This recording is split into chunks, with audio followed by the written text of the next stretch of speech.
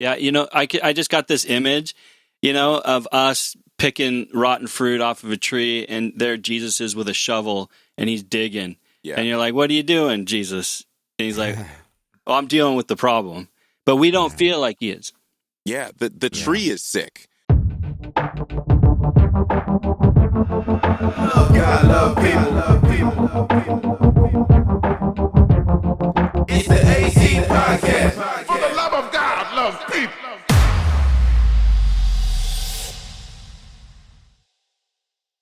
Hey there, I'm Lysandria, and I'm the intern here at Apologetics Canada. I wanted to let you guys in on a super sweet opportunity coming up just around the corner in May. On May 3rd to 5th, the AC team and a few special guests are hosting another Leadership Summit Ontario. The Leadership Summit is a weekend initiative to bring together young, aspiring thought leaders from all across Canada who are hungry for discipleship, intentional leadership training, and rich networking with other young adults like yourself. The weekend is hosted at the beautiful Camp Madiba just east of Muskoka. So if this is something you're interested in, you should register now because spots are limited.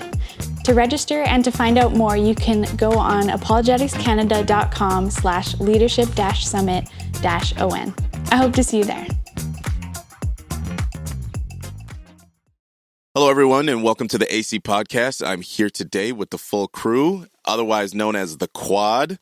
And we are gathering today in reflections of the ACC 24 BC, otherwise known on Instagram and the social world as AppCon24, and our backs and our quads, and maybe a little bit of our Zolas in pain as we're recovering from such an amazing conference. How you guys doing? I'm doing good. I didn't have to fly though. Wes and Steve had to fly. That's an added burden for sure. Yeah. No kidding. Well, I only had to fly for an hour and a half. Wesley, on the other hand, he's Canada is a big country. What is that? 4.5, Wes? Yeah, I think it's closer to 4 coming back.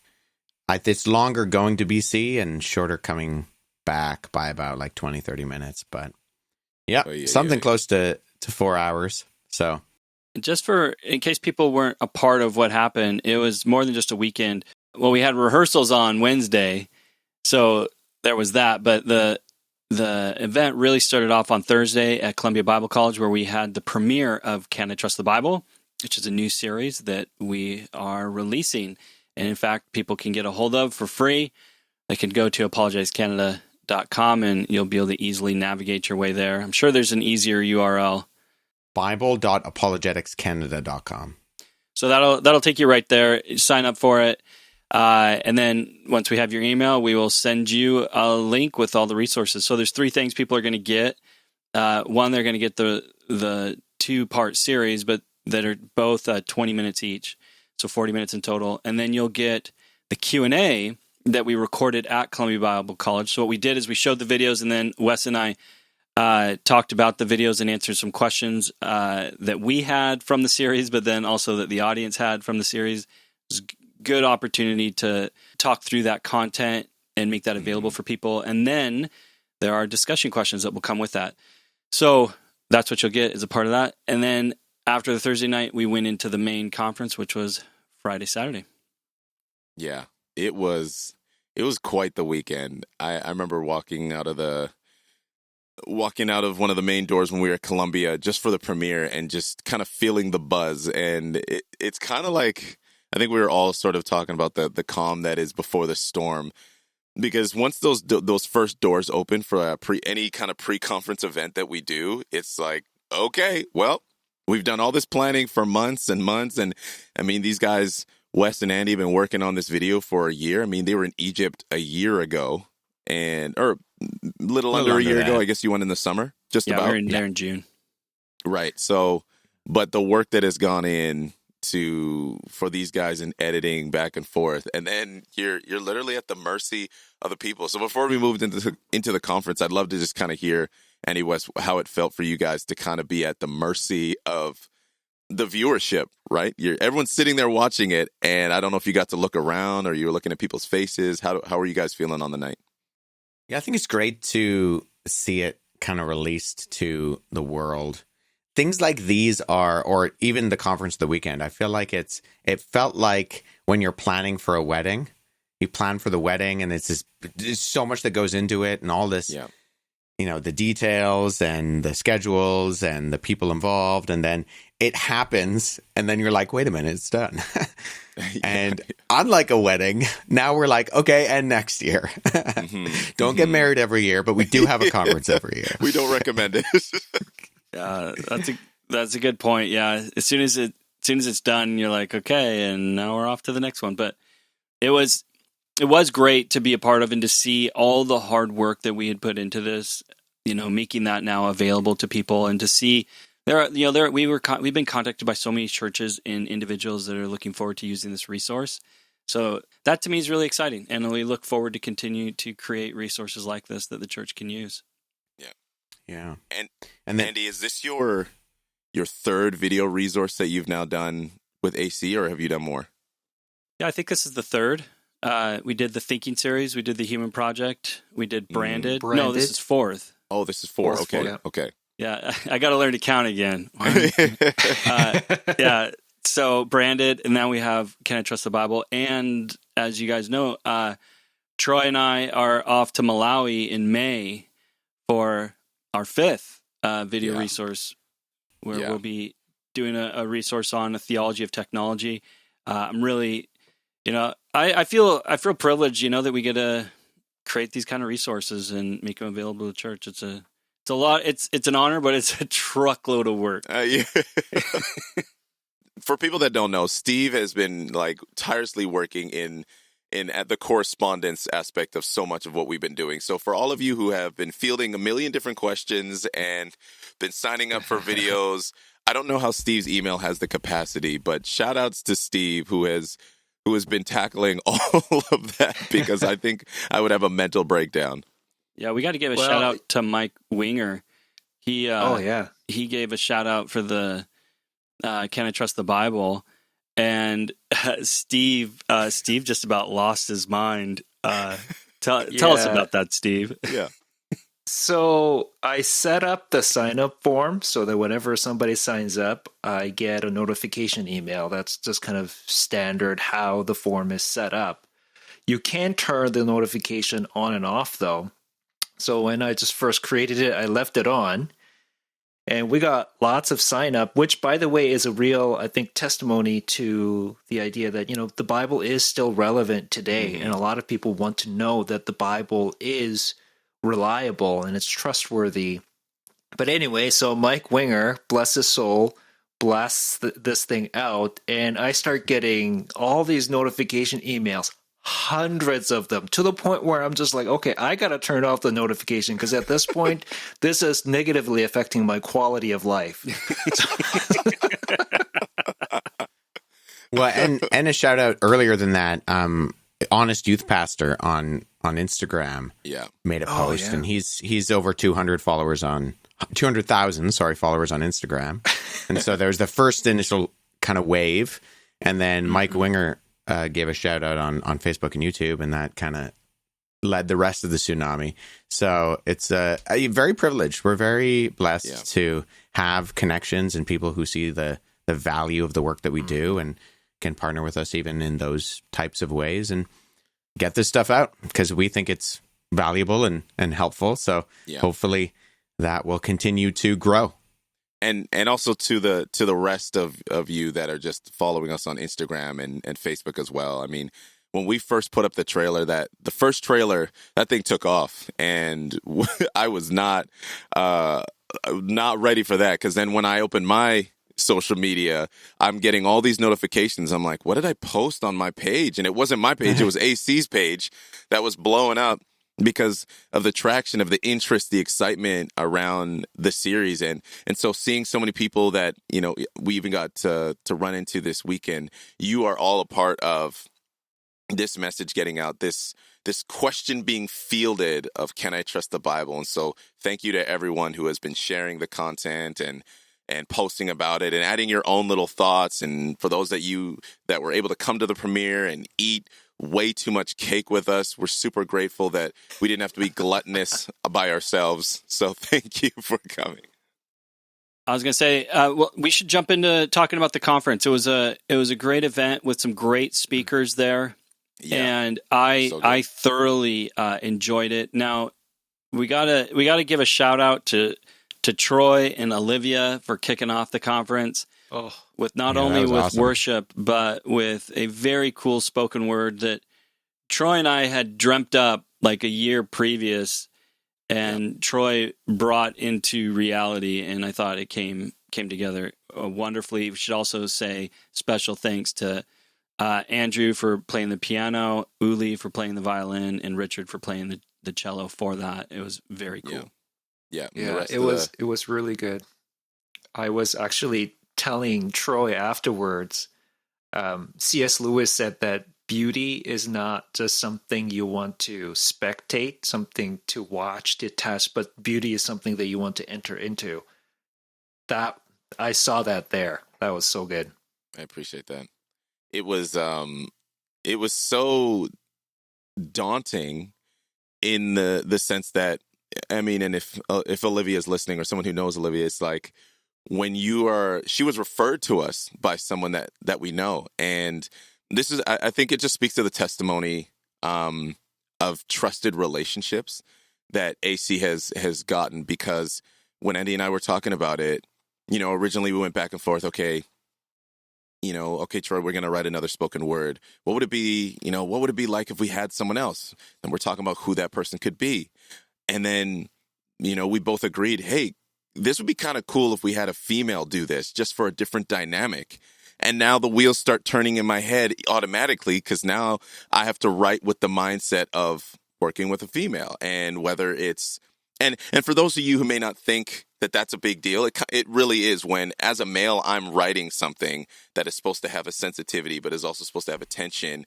You kind of I can't just write it the way that I would say it. I actually have to write it with enough room for whoever that person is going to be to deliver it. And so then I remember that first practice we had at Andy's house, and we had a meeting prior to that on Zoom and had given everyone the rundown about how things were going to go, got the spoken word to them and the music, and shout out to Steve for helping us solidifying the sheet music, making sure things were good. And then we go to this first meeting at Andy's house, and Andy and I are both kind of like, this is what I love about our organization, is we're just, all right, we're taking a risk. We have no idea. This could be a dumpster fire. Yeah, this could be a dumpster fire, and that's just the way it is. That's part of the creative process, right? Even in a video series, right? You could take all that footage and it just be trashed. But and this was particularly concerning, Troy, because for those who are unaware, Olivia is a teen. She's a high schooler. Yeah, she's in grade 12, man. Yeah, it's a lot of pressure to put on a grade 12. Yeah, and now to give context before I dive in a little bit more, we found her through a friend who is her drama teacher. And so he had highly recommended her. She was at the top of one of the people that was at the top of his list, and said, hey, here's a couple of people. And it just so happened that we chose Olivia. And we bring her in, give her the script. And I just say, all right, guys, let's just play through this thing, and we're just going to see what happens. And from the moment we delivered the first line together, I kind of had a moment where I looked over at her and I was like, oh, shoot, this is going to be sick. And then we kept going because, as people know, like, we did the spoken word first, and then we have to go into the song. And now again, I'm like, I only got to really hear her sing through Zoom. And let's be honest, church live streamers, if you don't have the auto-tune set up, we don't know, like, what an honest vocal really is. Like, everyone sounds on live stream. We're like, okay, she can sing, but let's see. She starts singing, and just, I look over again. Then I look over at Andy, who's just quietly sitting in the corner with this grin on his face. And he's like, okay. And it was just the coolest moment, because you watched from that moment the confidence build in everybody, right? From Andrew, who was there in piano, to Richard and Uli, myself, Olivia, and Andy, and a shout out to Max, who did all the BTS video for it. It was just this really, really cool moment. And so I'm glad that people enjoyed it, and we heard a lot about it. But I think one of the main highlights for me was watching Olivia own that role, because she wasn't in the writing process. She literally had to take the words and run with it. And it was just the coolest thing to see. Yeah, and I thought that whole spoken word piece set up the rest of the conference really well. Because this is a conversation between somebody who holds to the truth of Scripture and somebody who rejects it, somebody who's doubting it, but they have something in common, right? And knowing that also at this conference, we heard that there was a pretty sizable contingent of questioners and skeptics. Yeah. So I thought that was really well done. Which is pretty common. Intriguingly enough, our conference draws a lot of people who have doubts and questions, and we're really thankful for that. But it doesn't mean that we shy away from worship. It doesn't mean that we shy away from the arts. And that always shocks some people because I think they expect to come to an apologetics conference and get this intellectual, buffet. Yeah. And it is, but yeah, at the same time, we want arts to be a part of that because we believe deeply that those go together. And in fact, to that point, our two main speakers on the Friday, one was great, one was like, so. Now, the reviews are Wesley in. Huff, our very own One for was Apologetics great. Canada, was speaking on the Friday night and did an excellent job. He did But it an was excellent interesting because job. Wes always brings the arts into his presentation. He always brings an A+ PowerPoint presentation to what he's doing, which I always love because it's engaging both your mind and your heart, and you're seeing that creativity has a way of communicating that Wes, you do a great job with, man. Yeah. I appreciate that. Did not go to art school, to the chagrin of my high school art teacher, but the outlet of my artistic abilities go into the visuals of my presentation.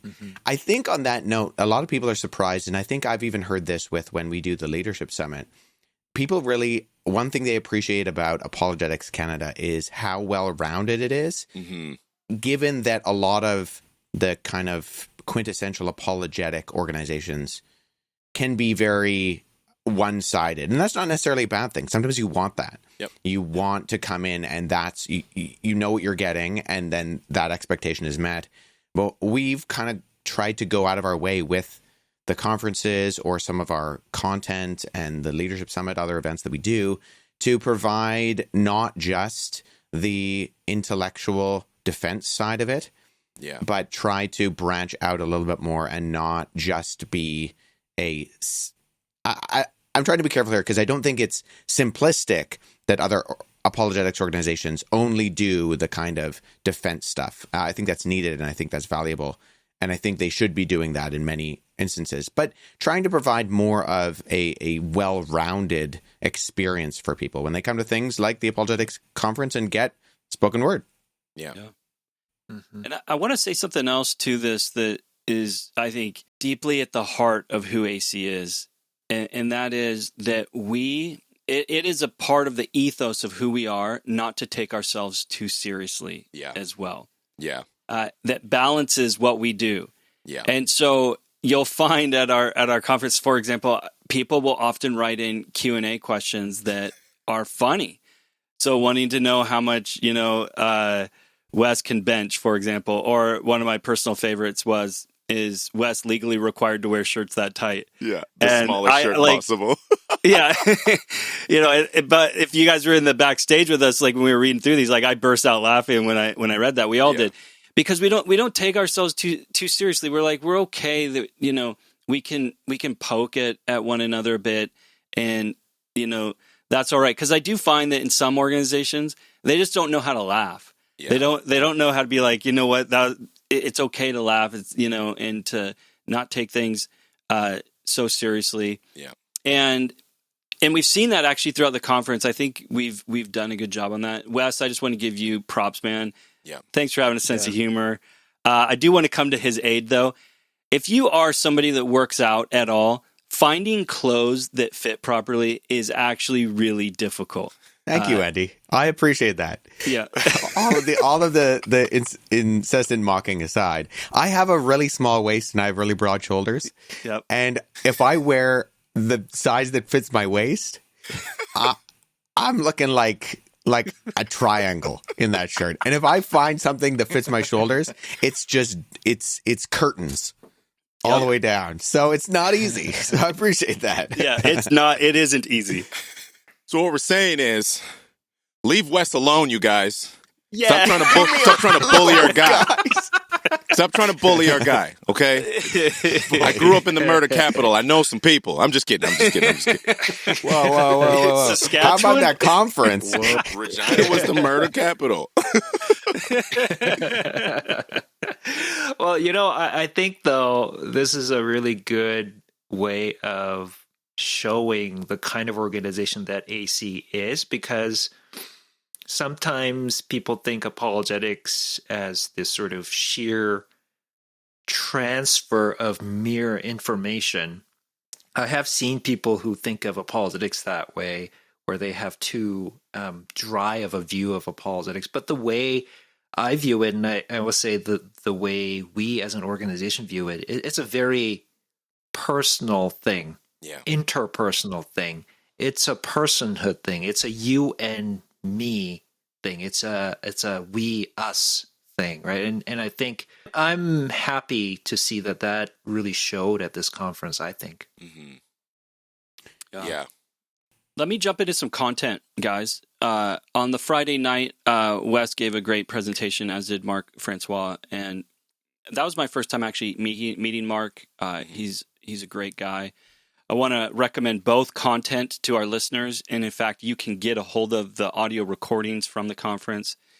You can purchase those at apologeticscanada.com. If you go to the conference, you'll see that it's switched over to buying the recordings.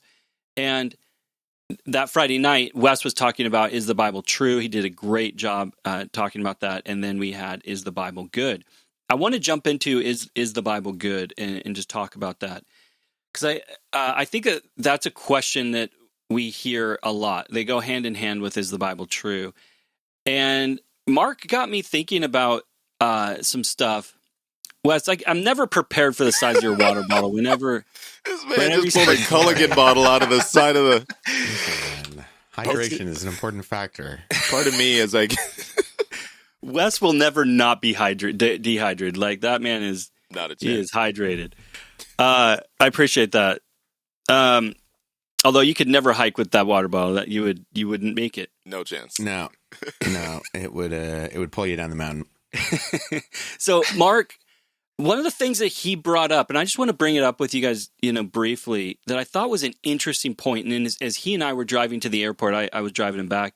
We talked a bit more about this point that he kind of just made briefly, and that is that in the Old Testament, you do come across these moral issues, such as slavery, which was one of the issues that he brought up. And you're like, God, why didn't you, condemn this? You see God putting rules around it at some level, but you see all these different things. And we, even like polygamy and various others, where you're just like, God, why didn't you bring the hammer down on this and hammer down on that and hammer down on that? And this is something that we were talking about, and I'm curious your guys' thoughts on, but what you see is that, yes, God is a God of justice, and God cares about the iniquity, of course, but it's like God has to choose his battles of what he's going to fight against as you're going through the Old Testament, but ultimately God has his sights set firmly on the gospel, on this redemptive history of what God's doing. And the interesting implication of that is, through that redemption, we do see the defeat of a lot of these things, such as slavery. Mm-hmm. But how do you guys wrestle with that? Like, this idea that God should be attacking every injustice. It's interesting because when I think about God's redemptive plan, I mean, baby Jesus was under threat. And if baby Jesus had been killed, I'd be hard pressed to see the church form, right? Because the whole point of Jesus was he had to live our life to show us the way, show us an example, and then set us up for the formation of the church to carry on that message. And so God does intervene in certain ways and in times, but it's all, like you're saying, it's all for the point of the gospel, not just, hey, let's stop this horrible thing. And I think part of the wrestle that comes with us is we may have experienced something. We may have experienced something through studying in history, and we think of these heinous things, but we forget that God did not create robots. He created people that would actually have a relationship with him and would choose him. If God just got rid of every single terrible thing, I really don't see us choosing him, to be completely honest. So you're saying that it finds its justice within the bigger redemptive plan of what God's doing. Yeah. Any other thoughts there, guys? Yeah, the way I look at it, tell me if this makes sense to you guys, but first thing that comes to my mind is concession is not endorsement. For example, I think this is something that Mark brought up Friday night, is the teachers of the law coming to Jesus asking about divorce. And Moses wrote this in the law that you can issue a certificate of divorce and divorce your wife. And what Jesus said is, yeah, God gave you that law because your hearts were hard. So concession is not endorsement. It's not like God endorses divorce in that way. But secondly, earlier, Andy, you mentioned that, God has to choose his battles. And I can see, some skeptics perhaps, or even other Christians being a little bit confused by that.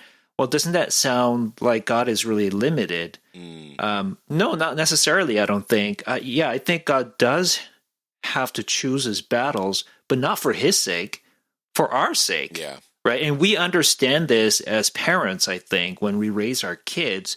Some things we concede, right? And we have to pick and choose our battles in terms of what we're going to correct. Because if we corrected every single little thing right now, it's going to destroy our relationship with our children, right? So there are bigger fish to fry, so to speak, right? So that's sort of how I wrestle with it. I don't know if that makes sense to you guys.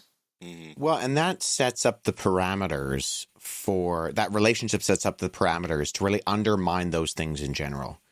So even though there's concessions in the Levitical law for things like slavery, the 10 Commandments are prefaced with this statement, I'm the Lord your God who brought you out of Egypt, out of the land of slavery. Like, the identity of Israel is that they were freed slaves. Yeah.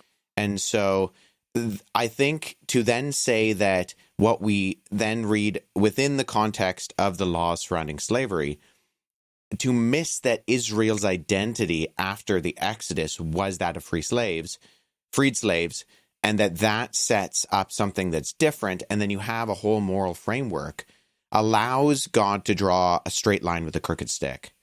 And that's why you see things like the abolition movements throughout history. Tom Holland, the historian, not the Spider-Man actor, in his book Dominion, you always have to preface it like that, because someone's always going to be like, wait a minute, Spider-Man wrote a book? In his book Dominion, he highlights the fact that there are no examples of slavery abolitionist movements that weren't Christian. There just aren't. Yeah. Because the Judeo-Christian ethic set up the parameters, even though you have those examples within Scripture, and even though those examples were abused, it's the parameters that gives the moral basis to say, no, these are human beings created in the image of God, that it breaks up the foundation of the whole system of slavery in a way that I think you just don't get with anything else. I think the part that we get frustrated with is we want everything now. We want God to fix it now. We want God to right a wrong now. Yeah. And God's like, no, I'm going to do it. I'm going to do it, but it's going to come about through, my timing, not your timing. And I do have an example of this. It was a number of years ago now, but we were in my church, we were preaching through the book of Exodus, and I was given the passage on slavery to preach. And one of the things I talked about, which is an imperfect illustration, is that we have a system within how the modern world works right now on a dependence on oil. And if we just said tomorrow that we were going to ban oil use, which some people want, but do so usually wearing clothes made of oil with phones that were imported by vehicles running on oil and holding up signs which are made of oil with written by markers made of oil. So it's like you see the complexity of the issue is that it's not that reducing the amount of oil for the benefit of the planet is a bad thing. It's just that to do it overnight would actually collapse economies. Yeah. And so or potentially we would say cause more evil than it does, which is an odd way of thinking in the sense of how much starvation and death and those things. Yeah. And I think we can look back because we live in the modern West where slavery, at least overt slavery, because there's more slavery going on now than there ever has been in history of the world. Sadly. But it's not acceptable slavery like it was in the transatlantic slave trade.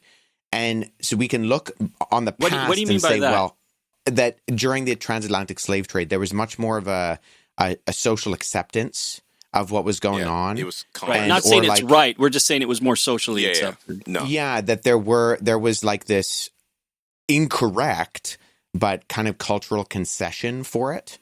And there were kind of ridiculous arguments that were made to justify it. Yeah, ridiculous. And by Christians, sadly enough, Christian theologians. Yeah, unfortunately. Yeah. But we can look at that today and we can pass judgment on something like, Paul talking about slaves and saying, obey your masters. And we can say, well, we as people who don't have slaves and masters within our society, well, that's wrong. And Paul should have said something stronger. But I think that's missing the socioeconomic situation that was going on and that God operates within a time and a place in history phenomenologically in order for us to understand as finite, broken human beings. Yeah. I think there's something to be said about God looking to deal with the root rather than just merely the fruit. Because I think we get that's really well said, Troy. Like we get up in arms about the byproduct of said act, but God is like, I want to cut the head off of this thing, right? You just want me to do away with it, but I need to get to the cause. Yeah, I just got this image, of us picking rotten fruit off of a tree, and there Jesus is with a shovel, and he's digging. Yeah. And you're like, what are you doing, Jesus? And he's like, oh, I'm dealing with the problem. The tree but is we sick. Don't feel like he is. Yeah, the tree is sick. Right. Yeah. I mean, you do any kind of pruning or what is it, an arborist who has to go take care of trees in communities. You'll watch them. Okay, well, this fruit isn't producing. And we see this in scripture, like it gets cut off. You have to cut it off. And what's beautiful about that is that something healthy can grow in its place. But we got to be willing to do away with sometimes the pain of that separation that has to happen. God has a much bigger plan, and let's keep picking up the rotten apples and putting them in compost. But if you're not asking the question of, wait, why are these apples so rotten?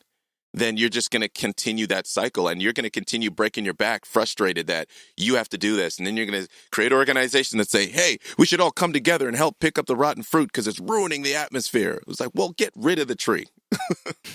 Mm-hmm. And I think Mark did a really great job of articulating that in a short amount of time. He really did. Yeah. If we move over to the Saturday session, which was also great, we talked about how we got the Bible, and then we talked about the number of texts of the Bible. There's a lot that we could say here. Is there anything that is just pressing on your guys' minds with regards to John Mead's talk, how we got the Bible? I think one thing that stood out to me is that there's, especially as a New Testament guy, having John Mead being an Old Testament guy and go through the Old Testament a little bit more in depth, I appreciated that because I think as much as there are genuine questions about the New Testament, they're far more accessible. And even John Mead and I were talking about this afterwards in terms of the field of textual criticism. There are like 20 textual critics of the New Testament to every one text critic of the Old Testament, and how there's that imbalance. And so And when I give talks on the canon of Scripture and I focus on the New Testament, all the questions are about the Old Testament. And so I appreciated getting that kind of different perspective. He did a great job. And as someone who appreciates visuals, his visuals were very clear and concise. And let me just say, by the way, I read his book, Scribes in Scripture. It's excellent. And he's got to be one of the most knowledgeable guys I've ever met on the subject. I mean, amount of research that guy has done is incredible. So he has an authority when he talks, and he's very humble. Yeah. But I mean, like, this is a man who has read the primary sources and is giving you a very educated perspective. That was something that was really refreshing for me as someone who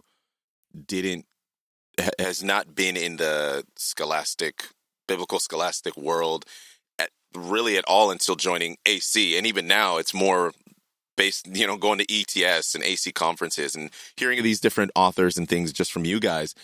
One thing for me that was always my hang up growing up was the pride that I saw from a lot of people in biblical scholarship, from a lot of people in seminary. And I just had the hardest time even sniffing at the idea of going to seminary. When people would say, "Hey, Troy, you think you're going to go to seminary when I finish Bible college?" I was like, absolutely not. Those guys are jerks.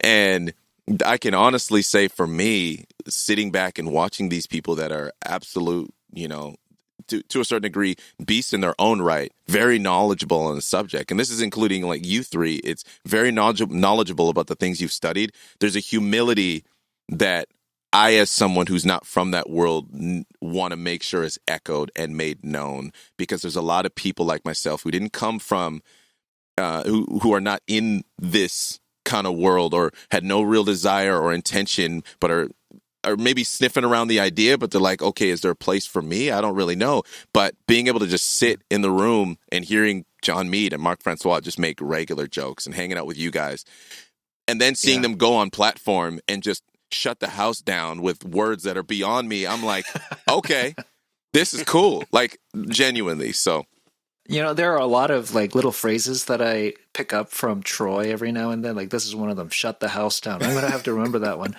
But I want to say just a quick thing about John Meade. Like, from a conference organizer's perspective, one of the things that really made me appreciate this person as a Christian is, so, okay, he came over with a friend, Colin, who basically was the exhibitor, one of the exhibitors at our conference. Now, normally, our exhibitors, they don't tear down their setup until the conference is done. But in this case, we made an exception for them because one of the things that John or Dr. Meade is really, really committed to is being there on Sunday with his church family. So he actually insisted on, even though it was super inconvenient for him and Colin, is that I really have to go back Saturday afternoon so I can be there with my church family on Sunday. I was like, let's do this. Yeah, after the breakout session, tear everything down, get out of here, go to your church family. Like, because a lot of scholars, when you're learned enough, sometimes you start to kind of look down on, what the church is, like the sort of because not everybody is at your scholarly level, right? So you tend to kind of look down on people, including your pastors, because oftentimes when you're at that level, sometimes you're more educated than the pastors that you're under. But here is a guy who's like, no, I'm going to be with my church family on Sunday, even if it's really inconvenient. So I was like, amen, awesome. Brother. It's awesome. Hey, on that note of humility, Mark Ward, who spoke on the translation of the Bible, man, that of everything that he talked about, I think that's what actually hit me the most was just his posture, not only of humility, but a posture of kindness and graciousness. Because Wes, during Q&A, you started off by reading this hilarious the Gen Z Bible. What was it? What was it called? The Gen Z Bible. Yeah, it was a little bit ridiculous. Yeah, it was a passage from the Gen Z Bible. I read it because it was purposely ridiculous. Yeah. We did have a question about it that came in the Q&A. Yep. And so that was the catalyst for me actually reading from it. But yeah. And his answer to that, and maybe this is where you're going, Andy, is that he was like, there's a place for that kind of paraphrastic rendering of a text. His humility, and I wonder if that comes out of knowing his background. He came out of it's independent fundamentalist Baptist King James only upbringing, and realizing that basically everything he was brought up on, with the King James Bible being the only translation you should ever use, and actually it's, you know, more correct than maybe even the original languages in some cases, and that kind of attitude, and then realizing, oh, that's all fake. And then having to both change his perspectives and continue to deal with family members who are in that. I think that could either really harden you, or it could really soften you and help you to empathize with people who might be incorrect, but you understand are regular people who you need to love on a regular basis. Yeah. This is all the more striking to me because I know for myself that when I'm not feeling 100%, like I get really snappy, and I don't think a lot of people know this, but Mark Ward he had just come out of this flu where it was so severe that he couldn't even stand up straight, kind of a thing. The day but before. He maintained that character throughout the whole thing. Yeah. And that's pretty amazing. Let's talk about that for a second. Because I come into the conference at 7 in the morning, and Wes tells me Mark Ward's not speaking this morning. He's sick. And I'm going, well, mercy, that's not a lot of notice. Don't worry, guys. I got it. Right? So then we start quickly talking to John Mead about extending his talk. And by the way, this is the joys of conference planning. This is the sort of stuff you have to deal with. You're watching the weather. Is it going to snow? Then you're dealing with people who are sick. There were a lot of people sick last weekend. We had conference speakers that were sick, and we also had attendees that were sick. Yeah. And it's stressful. But then all of a sudden we find out, well, no, he is coming. And so it was touch and go back and forth. Yeah. With Mark.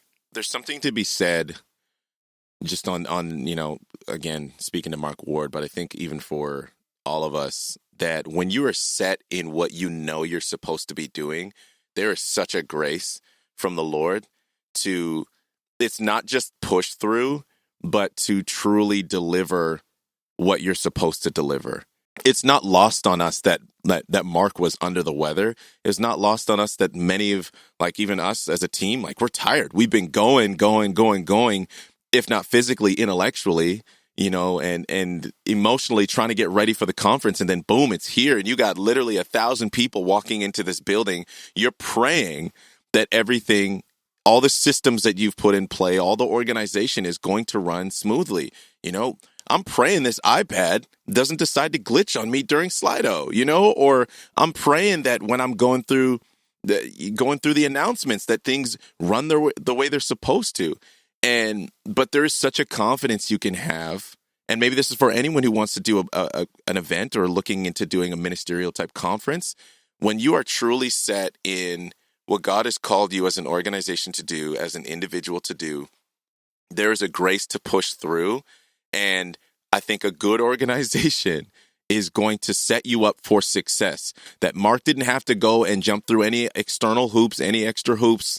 He could just get up on platform. Hey, what do you need to be successful? And he was able to go on platform, and there is a professionalism. And this is the artistic side of the conference that people don't see. There is a professionalism that is required when you get to a certain level. You know, someone like Mark, someone like, you know, even Wes and Andy and Steve and these guys that are pursuing these different levels of expertise. There's maybe situations where you are the guy, you are the woman who has to deliver this message, and there is a level of professionalism that is required to deliver even when you're not feeling at your best. But the beautiful thing about it is the grace of the Lord is, you know, someone like Mark, he was able to finish, and then he's sitting in the back with us. He's like, wow, they were so responsive. They were biting on every word. Like, do you guys need me to stay till 3? We're like, Mark, get out of here. Like, you crushed it. You crushed it. Now go home and disappear into a cave and rest. Well. Right. And that's just a testament of what it really means to be, you know, really, really know, to be able to really know that, okay, God, this is what you've called us to do. And I felt that this weekend, in a way that I don't think I have. You know, I've been like, I love working with AC. I've seen God do amazing things in the short time I've been here, but the culmination of this conference and what is leading up to it. I'm not sitting in this week now exhausted, busted, and disgusted. I'm excited for the rest of what God wants to do with AC this year. And this is just, if this was the takeoff, in many instances, if you've ever flown, that can be the loudest, noisiest part of a flight. And then you get in the air and you're flying and you're heading to your next destination. So all in all, I was just very, very excited to see our speakers, breakout session speakers, our main session speakers. Ashley Landy crushed it with her Q&A with Steve. It was just really, really cool. Yeah. It was interesting, by the way. My mom, I asked her about Ashley Landy's talk, and her response was really fascinating to me. My mom came to the conference. She's come for Almost years. Tiger. Yeah, Almost normally Tiger. doesn't get to attend because she watched our kids for years, but now my kids volunteer and my mom attends. But it was funny because she had PTSD, man. It was triggering for anybody who lived through the 60s. Yeah. And 70s to hear Ashley, because it just immediately brought them back Super to that interesting. era. Yeah, so it is interesting because it's history repeats itself in these moments, right? Mm-hmm. And if you live long enough, you'll see it repeat. Yeah. Yeah. I don't want to live long enough, by the way, to repeat another pandemic. No, thank you. No, thank you. Thank you. Send down the ladder, Lord. I'm ready. Take me home, Jesus. Yeah. But yeah. And I just want to get, as we close things off here, I do want to just take a moment, sincerely, from the bottom of our hearts here at Apologetics Canada, to say thank you to everyone who attended, but particularly thank you to everyone who volunteered. Yes, thank you. Yeah. It takes literally around 100 people to pull off this conference with volunteers. And you know what is so beautiful, guys?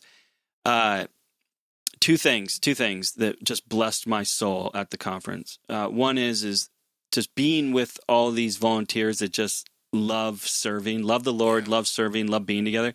It creates, like you said, Troy, it creates a buzz that you just want to be a part of. And in fact, we had many of our volunteers email us after the conference just thanking us that they could volunteer at the conference. I'm like, What? who Thank does you? that? What do you mean? Exactly. No, thank you. But they just love the camaraderie that much that they're just they're happy to be a part of it. And I just want you to know, we're happy to be a part of it. Yeah. It's a joy for us. This doesn't happen without you. And one of the coolest things too that I saw this year is my son was volunteering at the conference, and his high school teacher was also volunteering at the conference, and they by random chance got paired up together to greet at the door. And I don't know about you guys, but to me, I'm just like, that is the beauty of the church right there, that we are this community, we are this family, and we serve together. And when it's done well, when church is done well, honestly, it's just such a beautiful thing to see that kind of community, that we get to be a part of. And I just say, thank you, Jesus. Well, that's all the time that we have.